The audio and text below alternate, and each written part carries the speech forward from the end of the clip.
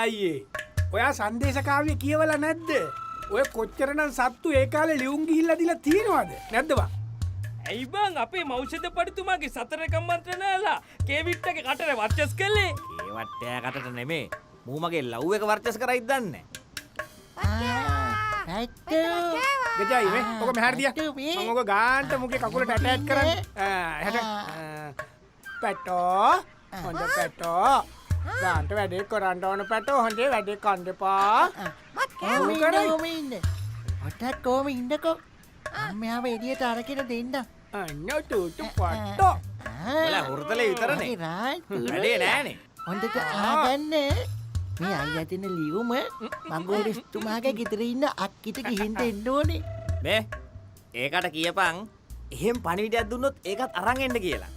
මොකද යවහන්කෝ හුරුතල් කර ඉන්නේ. හිතව ඉතින් ඔන්න යන්න බත් කාවා.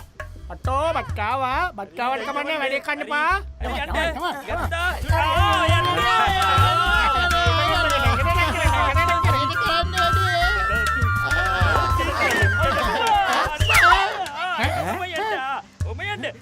ගිටිකා තමයි යන්න වැටුණා.